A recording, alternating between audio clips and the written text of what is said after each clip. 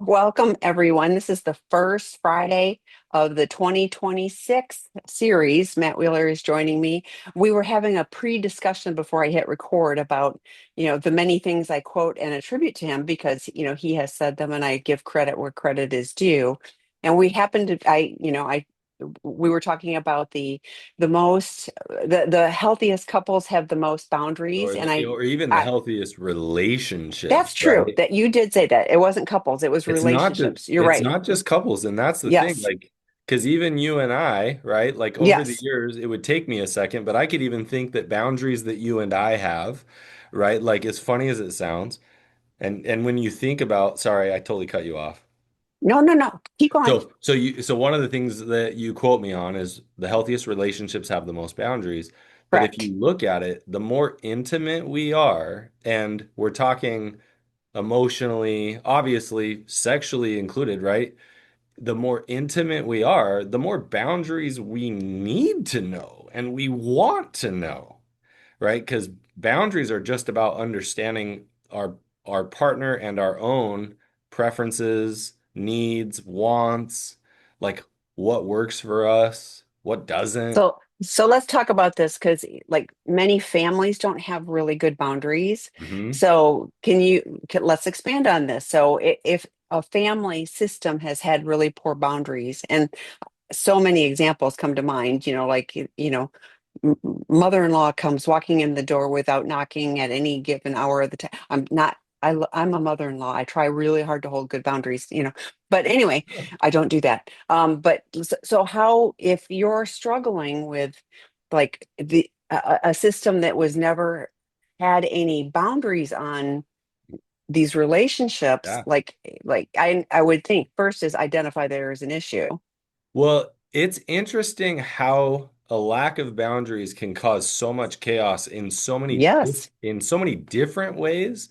But I want to start out because one of the things I don't know if it's true. I know my bias, and my bias says that in the therapy speak world, boundaries are like it's almost like a I don't even know how to say it. It's like a dirty word, right? I agree. People act like that's a horrible thing. You're trying to control, which is so not true. Well, and that's the problem, especially when I look at like the recovery world. When I have a betrayed partner who is trying to, she's it's so funny. It's like I want to say she has her bell rung, right? She's experiencing trauma and she's disoriented, or he, right?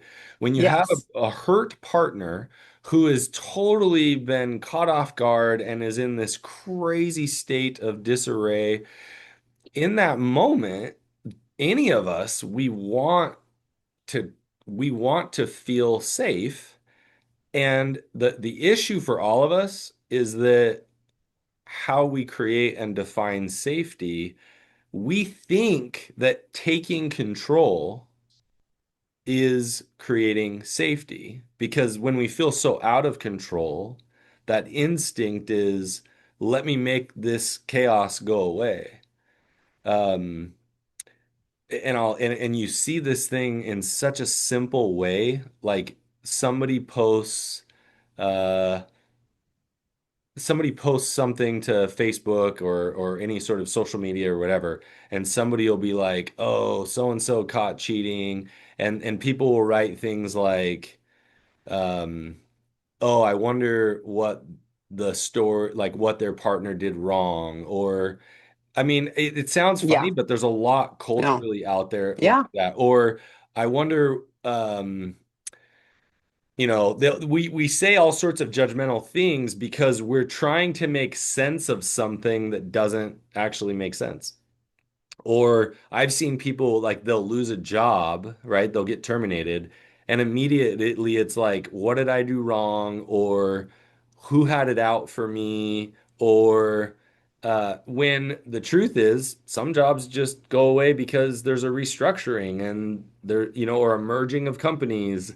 We want to make sense of the world, and but the dirty word around boundaries is especially when you have a hurt partner, is that he or she is like just wants so bad to feel safe. And so now it's like, well, let's figure out all the rules.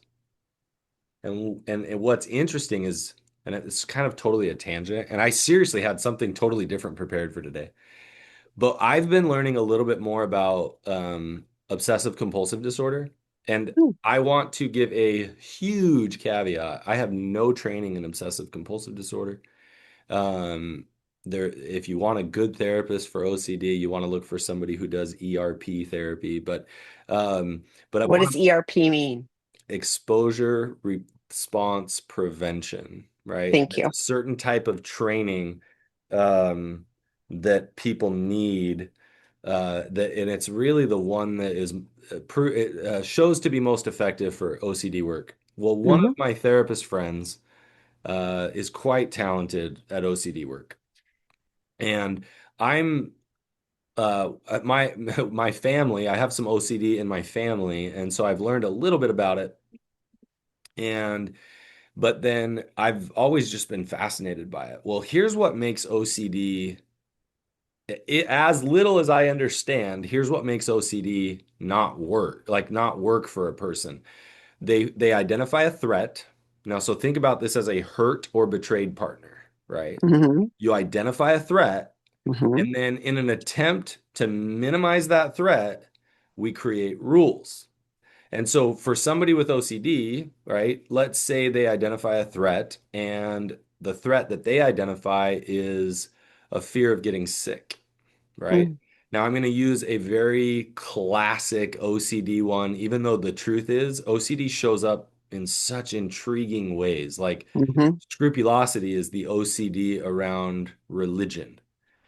Oh, interesting. Yeah. Okay. And so actually I'll use that one because it's Okay. so for instance, somebody who identifies a threat, and let's say the Hmm. threat they identify is they're afraid of eternal punishment, or they're afraid of God being mad at them, or they're afraid of people not seeing them as a good person, right? Hmm. Whatever it is. Hmm. So they grab their moral framework, which is their religion, and they Hmm. start creating rules, and they look for rules. And religion is really good at creating rules, right? And so they start creating a framework. Okay, so if I pray 5 times a day, and if I read the Bible or the Quran or whatever for more than 40 minutes a day, like they come up with all of these rules which they then interpret, and it gives them a certain amount of stress relief if they hit all those rules. But when they don't, or when they don't have the ability to control them, it creates this intense panic. So, this is why somebody who's afraid to get sick might create a rule in their mind that, okay, when I go to the bathroom, I have to wash my hands because that helps me not get sick. And then they're like, okay, so it has to be for 30 seconds. And then they're like, you know what? But maybe it'd be better if I did 45 seconds. Okay, but then, you know what? What if I do it, but then after I leave the bathroom, I find a different sink because the bathroom has lots of germs. And that is what's actually, as far as I know, referred to as like contamination OCD. They're so afraid of contamination, they start creating these rigid rules. Now, to us from the outside, we're like, wait, why are you washing your kitchen counter 4 times? You washed it once, but they're like, and they might be like, oh well, I just and but the truth is, in their mind, they create this really rigid rule that then creates safety if they execute it. Now, what ends up happening, this is such a tangent. I hope you But guys enjoy this. What ends up happening is though, for somebody with OCD, where it becomes a disorder, is that those rules have now it's almost shrinking their ability to live life and be fluid.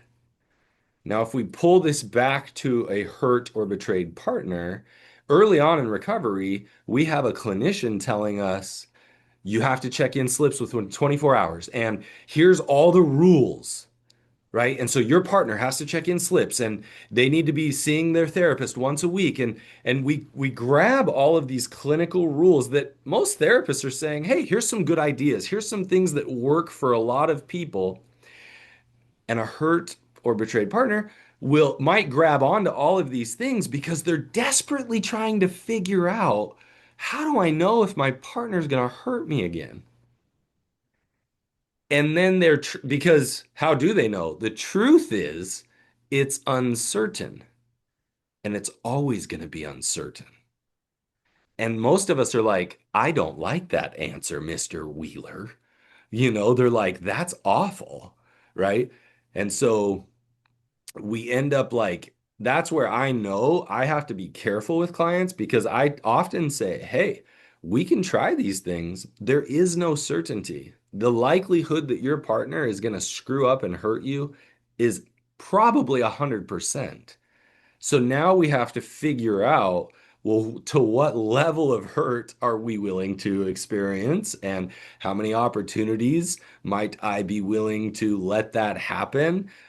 Some people are like, I can't control it. I'm going to bury my head in the sand and hope that and it's like, nope, we don't want to go that far. So boundaries can sometimes be, I have to create all these rules. And if I and my partner who's in recovery will obey these rules, then we can all feel safe. But then often the partner who tends to be slower on the recovery uptake, if that makes sense, is like, I feel like a child in the relationship because in order to have you be happy with me, I have to follow all these rules. And it's like, yeah, well, even though it's not true, it's like, yeah, how much do you want to find recovery? How much do you want to find healing? Because your partner also doesn't want to be with an unhealed child. They're giving you room to grow up, and they don't want to continue to raise a child, but they also don't want to be in the mother father figure. Does that make sense? And I'm not trying to be Mhm. demeaning here. So we grab onto boundaries and we're like, boundaries are amazing. And the therapist, who's like this authority figure, we're like, oh, well, they said this and this book says that. And so that's where boundaries get a dirty word, because oftentimes those aren't boundaries. Those are controlling behaviors. So trying to figure out what boundaries are, Tammy, go. I watch it. No, well, because I'm going to be careful with the examples because I don't want to like I hold things personal when people share, but I do hear the partners that are like what should I do Oh, to totally. make, yeah, so they're like in the should, category, and I'm like, there are things you can try. There's no shoulds or that are absolutely gonna, if you do this, then he's gonna be Right. great. Yeah.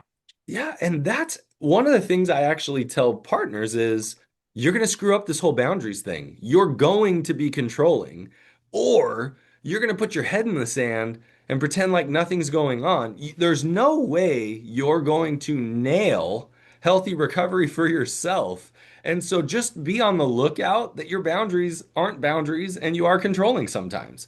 And let's try and be aware of that, right? Like I tell my partners all the time, like even as I teach this, I'm constantly trying to figure out what healthy boundaries are, or when I am being controlling and I'm using boundaries as an excuse.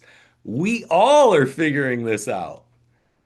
That's what Well, makes, hopefully we're all working I mean, like there's people that get stuck and are not willing, but right, yes, hopefully we are moving towards, something. And yeah, to the people on the other end of the spectrum where it's like, I'm just going to bury my head in the sand. You hear that, well, I'm using he and she. He's right. been doing great for 3 weeks, so therefore we're good, and it's just like, okay, I don't have to worry about that anymore. And that's to me always scary. It's like you're letting down your guard too much to keep you be able to recognize when something might not Right. be aligned with safety. But the going back to the what should I do, and when it's that whole legalistic, like, Oh, totally. everything, like, what you should eat, what you shouldn't eat, because that's going to be bad for you. Like, I'm like, this is another human being that's an adult, and chronologically anyway. And so, like, is that the hill Chronologically, well, I I'm know, but sorry, that was not funny. emotionally. But it's like, is that the hill you want to die on, of what this Right, person is like? You're getting in a fight about food right, versus, I mean, but it's like, if I get everything all right. aligned and everything, every duck in a row perfectly, then I'll be okay.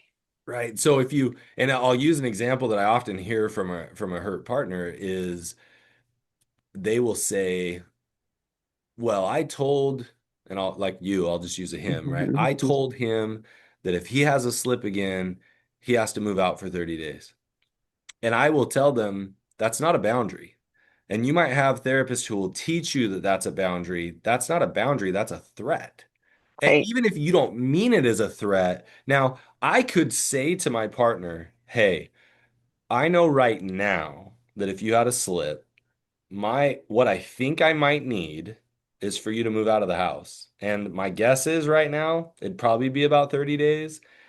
That I don't know why, but that's just what I'm feeling. And we can have a conversation about what I think my needs might be should you have a slip, right? Again, I don't know how anybody could define that, if that makes sense, but it's okay to be in a place of exploration to try and figure it out.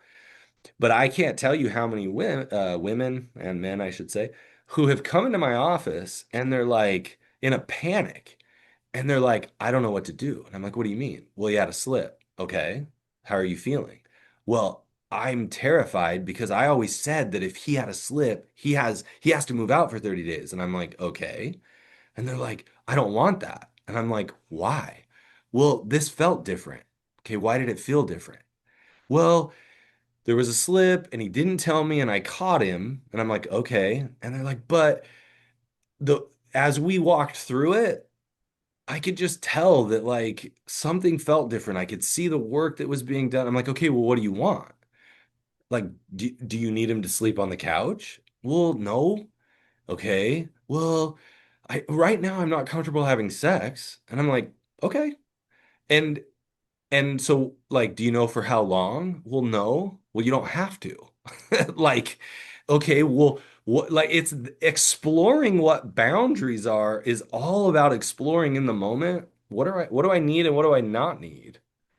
And but that's what's super scary is we want to figure out ahead of time everything we think we're going to need and want and let them know. That to me feels like I'm going to scare you into recovery because I want you to be afraid to slip so you don't so that you don't get kicked out of the house. And I'm like, cool.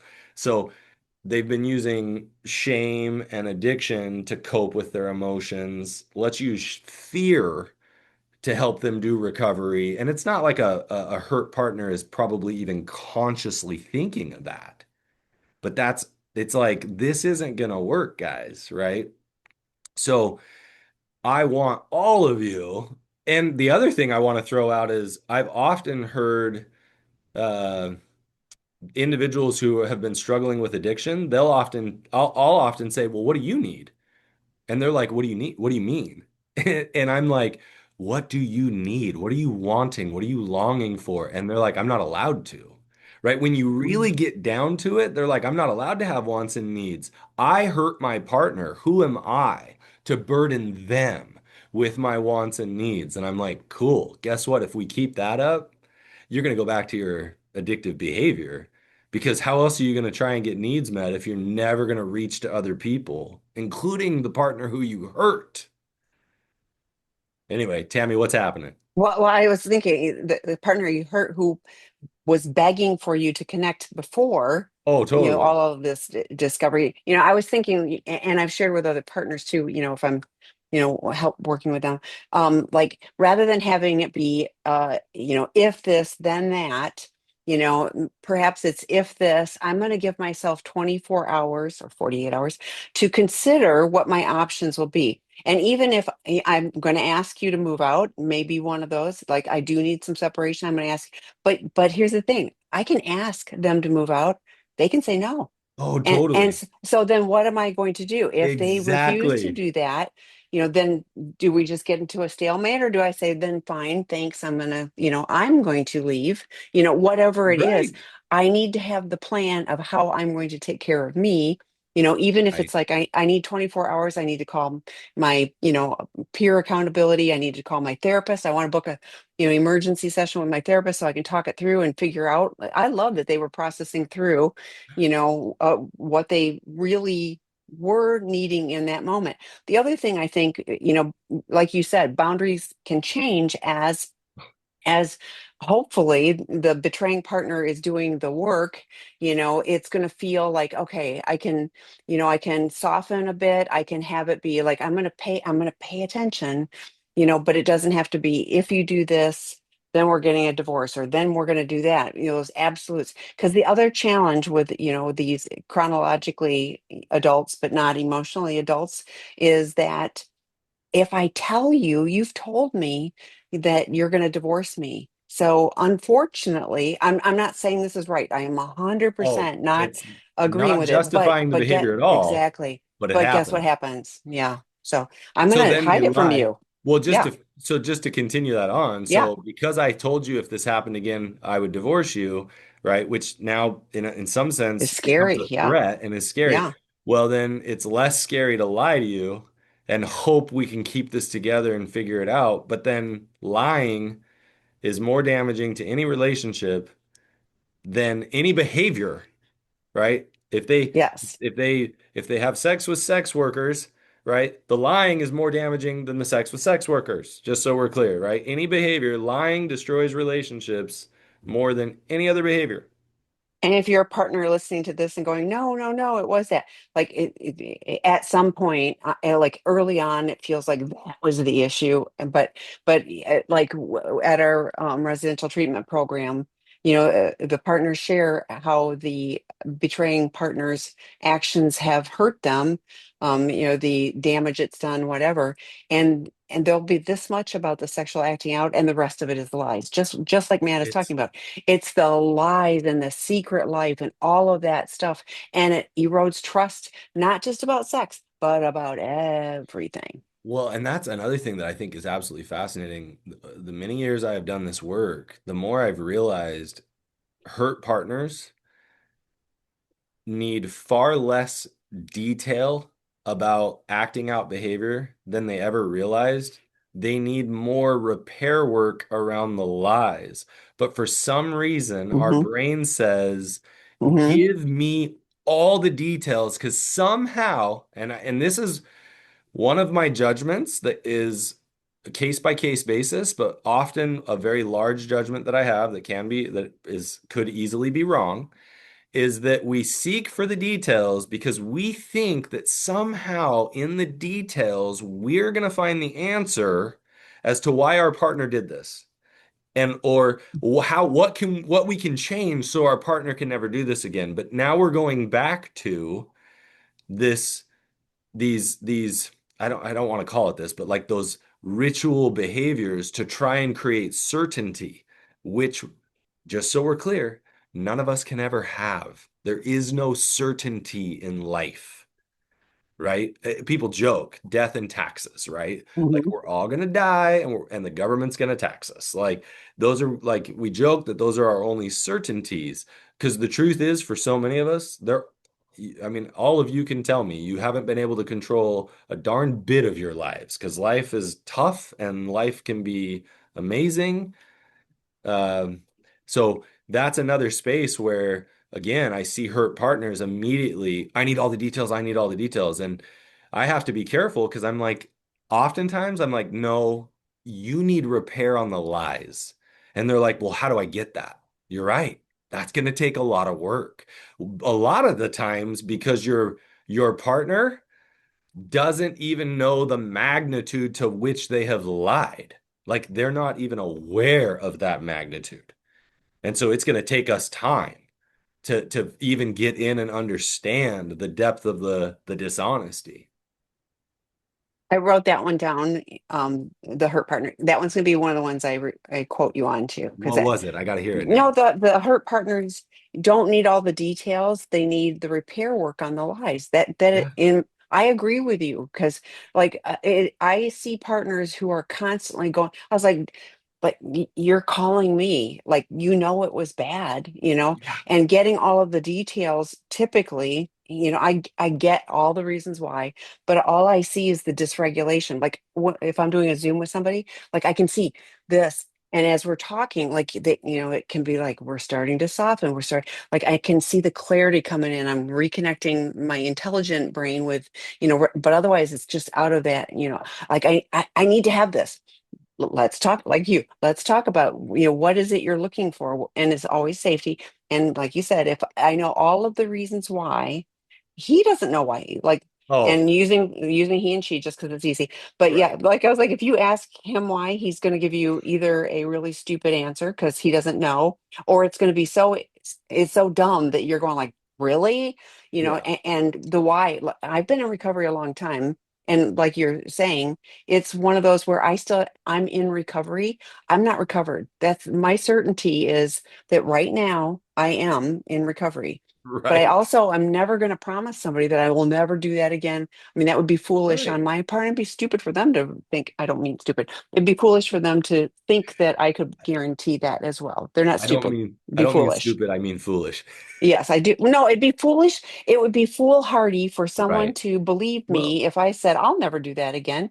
I well, have a well, good track sure. record, but Now, but that doesn't mean anything. now where things get tricky on my end, and there have been times where I've explained this better than others, is that when I go in and when I have a couple that's fresh, um, which I have a lot more couples that are fresh in recovery than typical. Like couples oft used to be, couples wouldn't see me until they had been doing individual therapy for a year or more. And it is not uncommon that I'll have a couple reach out to me and say, "Hey, we just had discovery.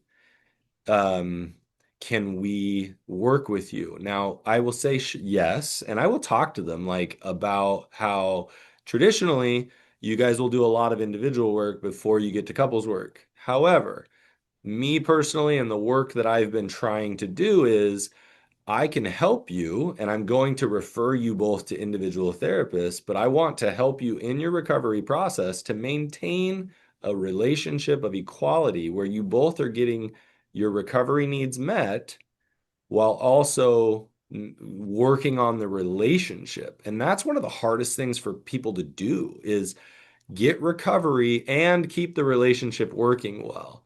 And that's something I've worked super hard on. And to be honest, I'm practicing, meaning I'm not always getting it right.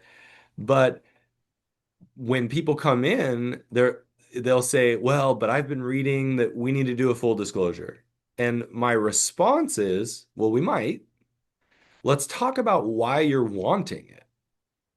Like, and let's figure out um what detail you're looking for and why. And let's figure out what you're hoping to get from it." Or somebody will say to me, "Well, we need to get polygraphs scheduled, And I'm like, "Okay, let's talk about it."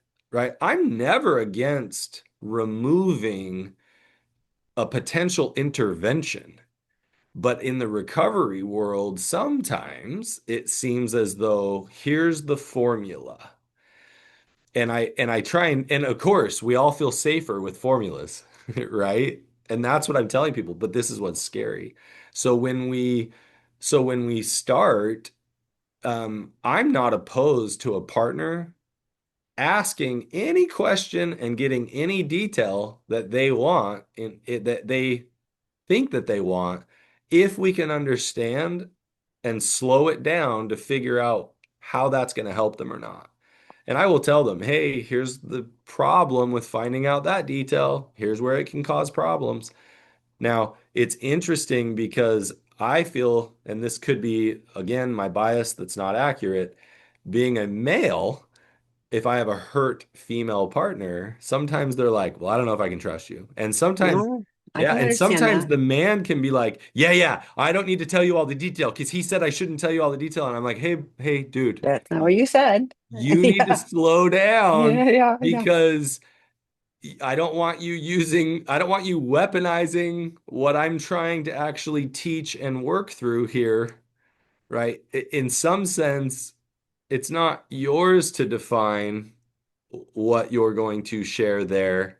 But boy, is it really important for her in this case to figure out Why do I need to know this? How's it going to be helpful? But and what I find time and time again, it's the repair of the lying and understanding the circumstances or the history of the lying person and why they go where they go and what they do and how the hurt partner internalizes those lies and repairing all of that, that is infinitely more valuable than the detail of some particular acting out experience, because that detail is nearly worthless when it comes down to actually healing the issue. Now, some very like rare circumstances, for instance, if a hurt partner says to me, I don't want to know any of the acting out partners,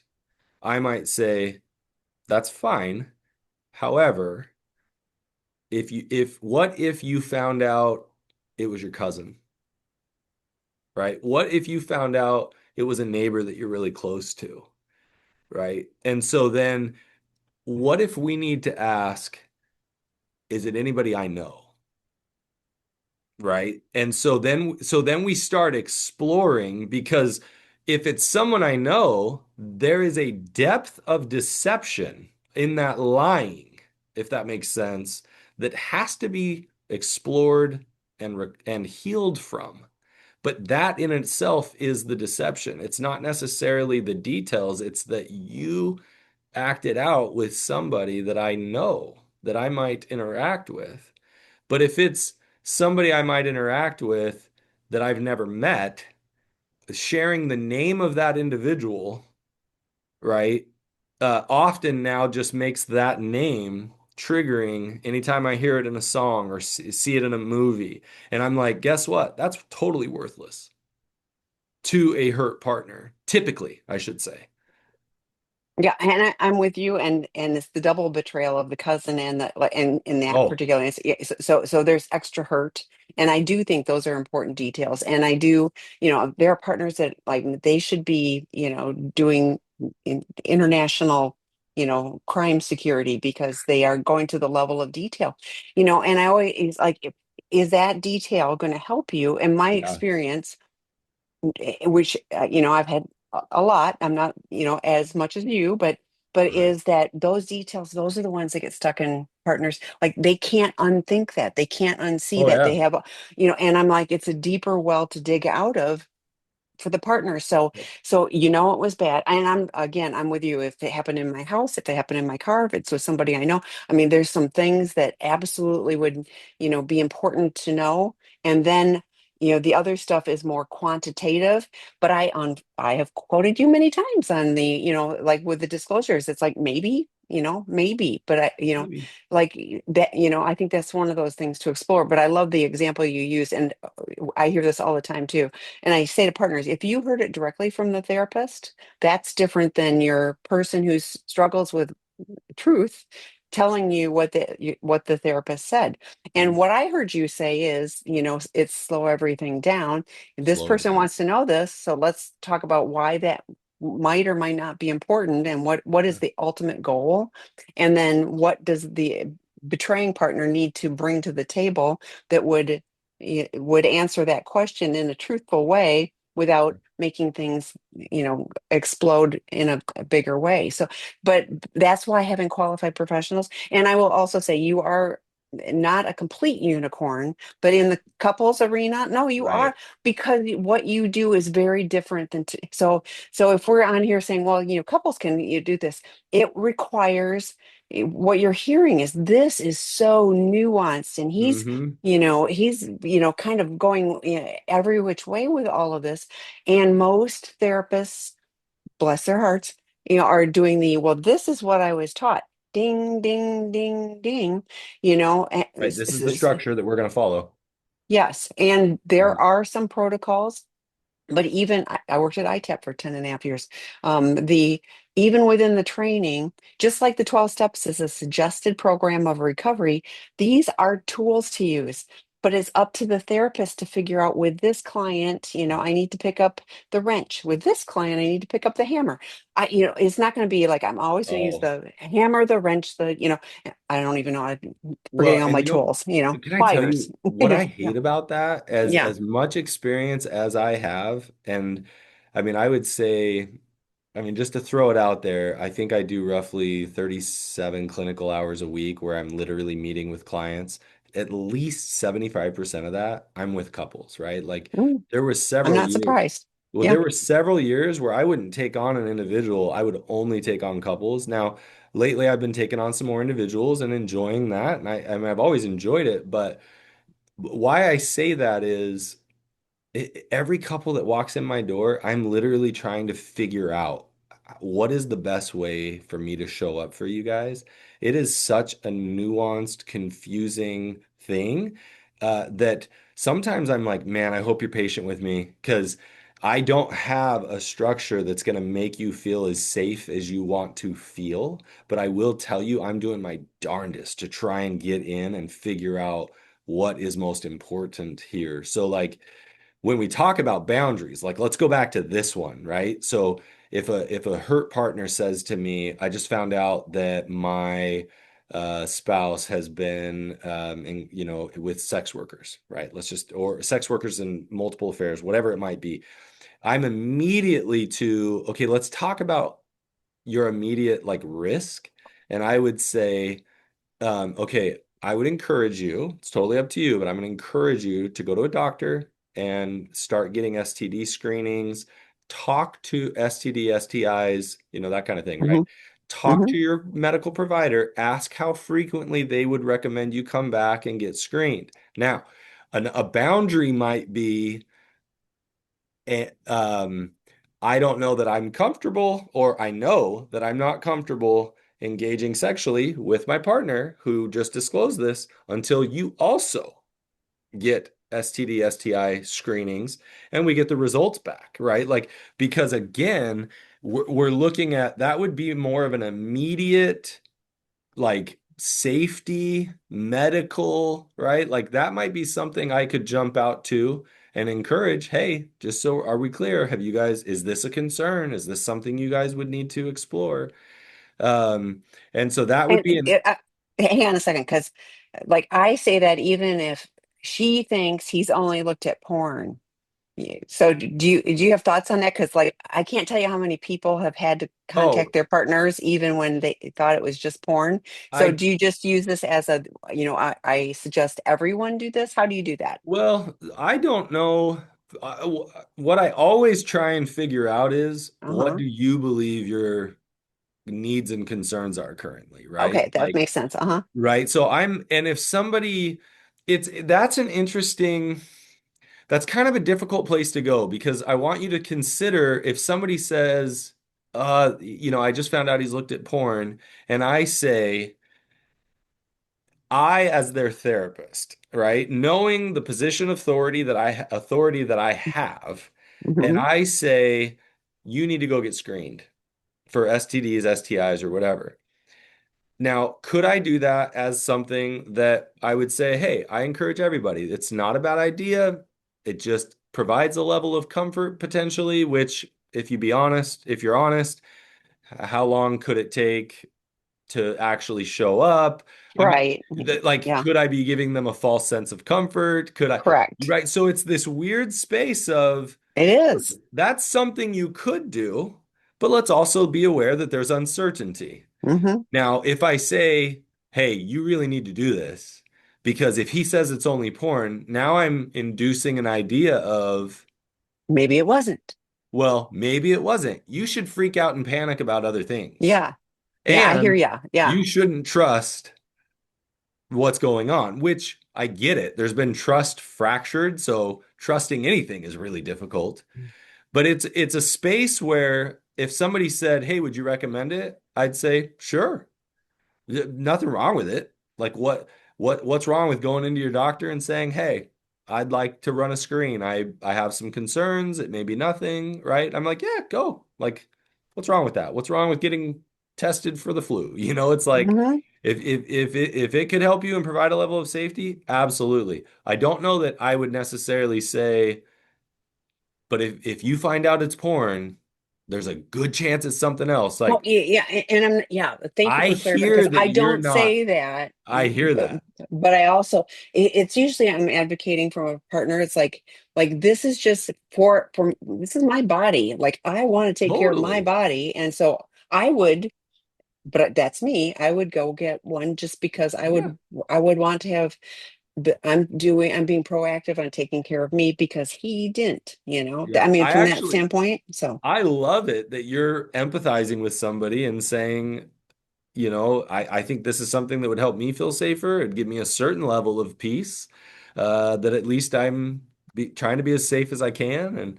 And I'm like, yeah, I get it, right? Like, I don't, again, how is it applied? You know? yes, I hear you. And it is a difficult, I would not want to invoke, fear and terror or make things worse, but and to your point, things don't show up immediately. So Yep. so it wouldn't have to be the first conversation, with anyone there. So, But sadly, the number of partners I've had in my office who have said, I found out that my partner was cheating because I was having uh, symptoms and I went to my doctor and they're like, you have an STD. And it's like, and then the number of times that they're gaslit and, well, you must have gotten that well before we ever got together. Like there's yeah. all sorts of lying and crazy chaos. I have seen that frequently that I would never wish that hurt and pain on anyone, let alone an STD, STI, bloodborne illness that this individual got as part of betrayal in a relationship. Really, the term I often use is exploitation of trust in a relationship, right? That's, Hmm. again, what Hmm. hurts so much is that Hmm. a partner exploits that trust. But Hmm. so if you heard though, as we explore, if we go back to that boundaries thing, I look and go, you know what? It may not solve anything, but I know I'd feel more comfortable getting an STD or STI test, and I can go to my partner and say, I'm wondering if you'd be willing. And, even if it shows up with nothing, even if there's something that we do this regularly for a little while and we don't find out until later that it becomes active, I'm wondering if you could provide safety by doing that for me. That's me offering to my partner to meet a need of mine. The boundary is in me asking, would you be willing? And if they're not, then I have to figure out, well, you know what? I don't know that I'm comfortable being sexual. And it's like, well, uh, you know what? Let me look up. Let me try and understand how long does it take for STDs or STIs to show up? How often can they be dormant? And then I might get to a point where I'm like, you know what? If they're not willing, I'd like to have a sexual relationship of some sort. And then I choose to engage. But at that point, again, I've offered an ask, and then I figure out what's best and what works for me. But it's never about controlling a partner. It's always about figuring out what my needs, wants, and preferences are. Such a tricky thing. Yes, it is. So, two questions. And so, one is there a way to watch this recording? Of course, we record all of these, and the recording will be posted. Since this is Friday, it won't be posted till Monday. But I put the link. It's on. You'll find it on the Seeking Integrity site on the homepage. You'll see free resources, and it flips you over to sex and relationship healing. This will all change. So, if you're watching this video later on at some point in 2026, some links will change, but then you'll see videos, and you can see we have a YouTube channel. You can also find that the sex and relationship healing. No, it's Seeking Integrity. I'll put the link. I'll go find it in a moment Oh, and I put the always link. tell people if you search sex and relationship healing Matt Wheeler, it'll actually pull up my info on It YouTube, the does, but videos that I've done. there's more than Matt, and Oh, we there's have a ton more. yeah, we have 1,300 hours or something like that. Oh, It's the yeah. Seeking at Seeking And there are Integrity. so many Yes, talented clinicians yes, that have done webinars. Like including sometimes I'm Matt. like, oh, yeah, I'm all right.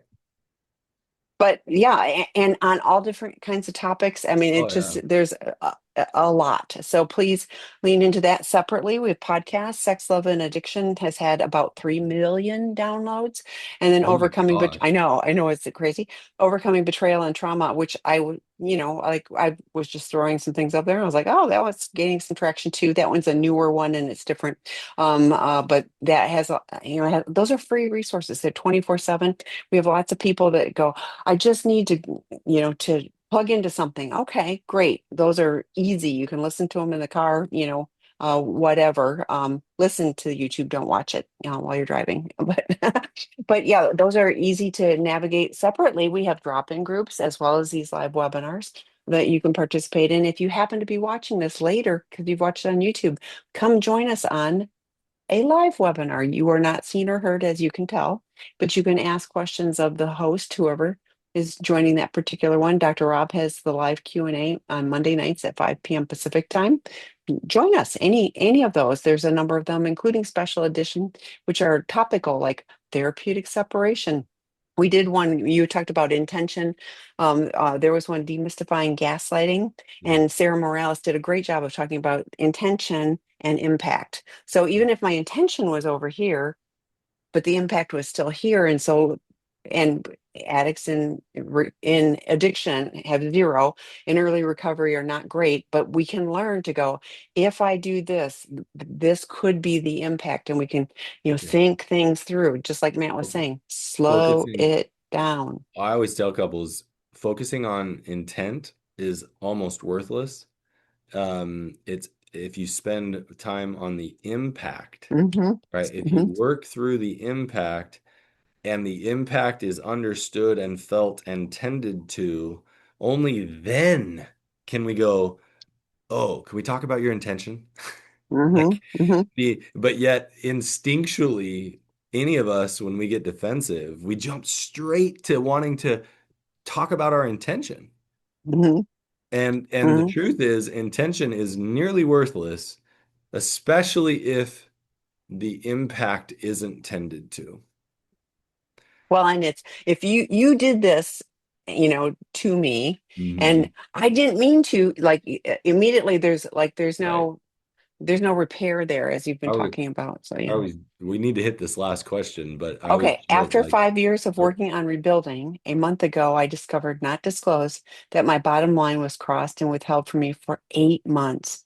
I communicated my boundary of no longer being in a relationship with him, except anything related to kids in the house. Due to financial reasons, we still need to live together for the next 6 to 12 months. He perceives this as me stonewalling him and being a victim. He has made no attempts to have any kind of clarification dialogue with me. Am I stonewalling? man, there's a lot of information there, and there's also a lot of questions for me. Hmm. I don't know that I would even be with one, it's hard for me to know if you're stonewalling or not. And the other thing that makes me intrigued is um, why is he telling you you're stonewalling him, right? What he's really saying is, I feel stonewalled, regardless of what your intention is, and stonewalling doesn't feel good. And I would like to connect with you, right? So I'm not saying it's healthy, but oddly enough, him telling you you're stonewalling might be a poor way of him trying to make an attempt at clarification. I don't, But yeah, he's made no attempts of any kind of clarification, don't dialogue. So it sounds like well, what I'm reading is, you're stonewalling right. me, It's more when of an she's going like, accusation. exactly, Right. you know, No, when you completely hid my bottom line boundary, you right. crossed and Well, never told me. sure. And And there's this the is lies. right. And this is where it gets tough because I'm like, well, one, I'd actually be curious what the bottom line was. And but here's what I'm going to throw out.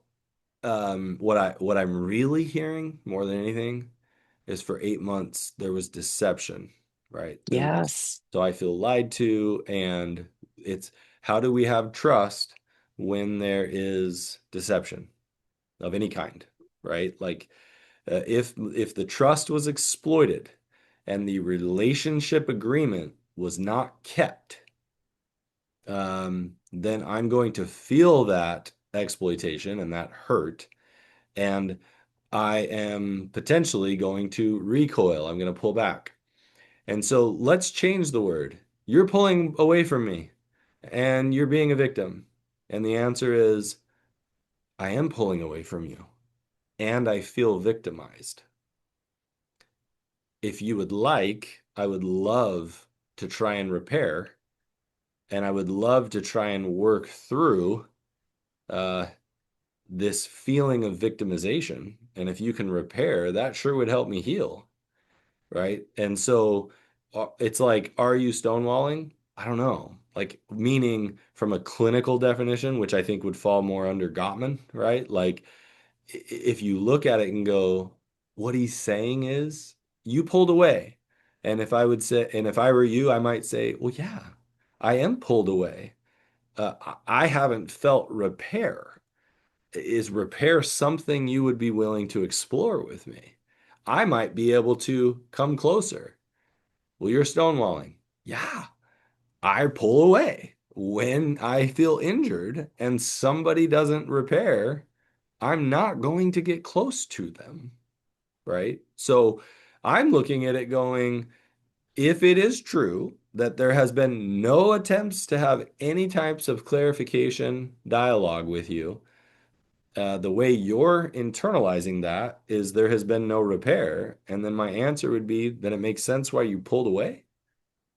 So if the answer is yes, you're stonewalling, but you're doing it to protect yourself, and you're saying I'm interested in not stonewalling if you're interested in helping me with repair, and this is what it could look like, then I'm like, yeah, you guys are in a you're in a tough spot because calling you names like you're stonewalling and a victim, shoot, there's plenty of times in my life that I'm like, yeah, I am in a victim state at this moment because I was victimized.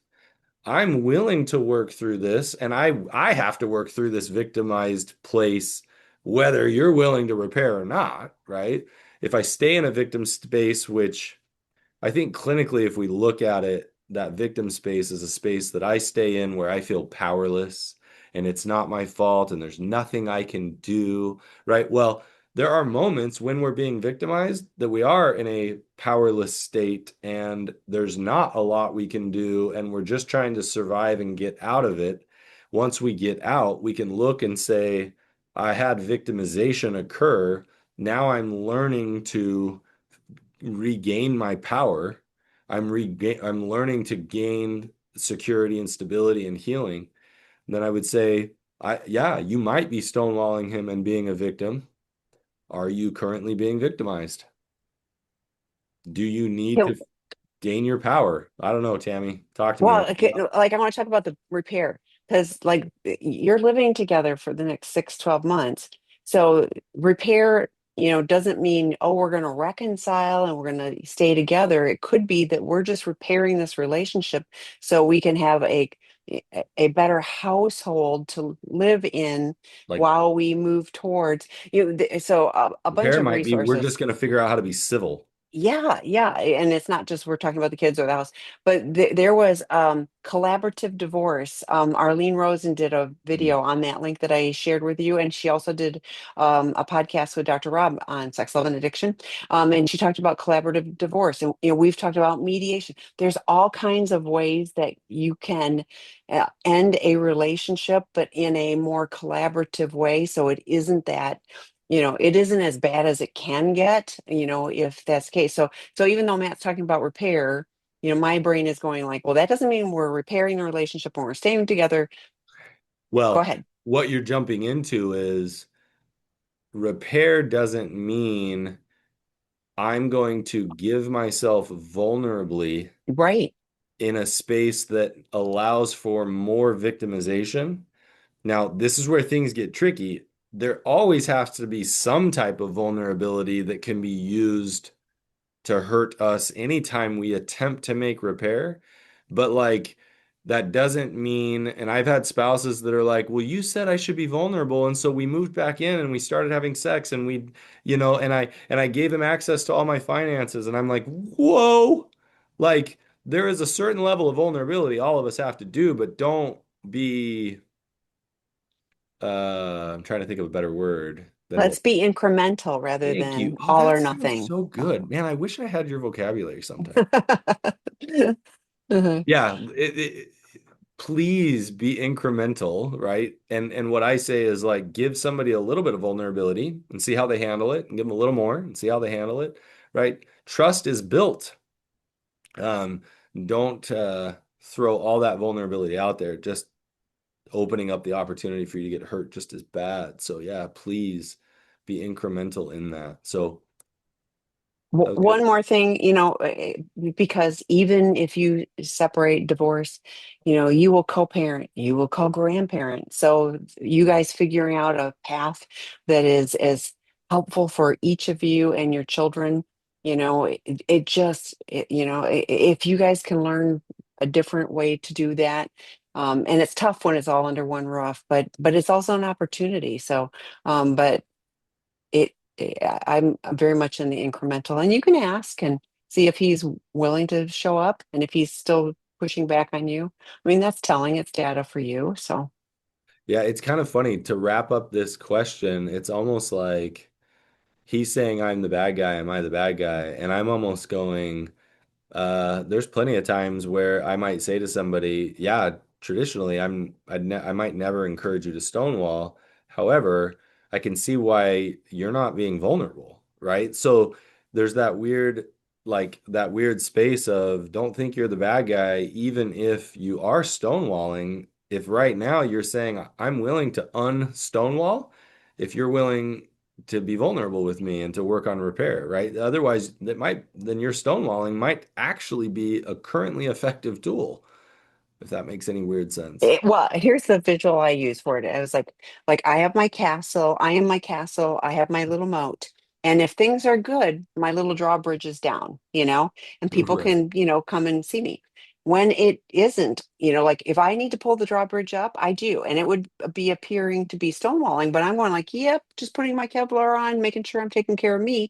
And I will give you another chance. The drawbridge will come down, but I need to get the lay of the land and make sure things are there's an opportunity that I'm willing to try again. So I just look at it as I'm taking care of me, and people can perceive that that's stonewalling or whatever term they want to. But if they're Right. going like, oh, she put her drawbridge up, like, let's see what could have happened, would Right. she be willing to talk about it? I look hard to try to make repairs on relationships.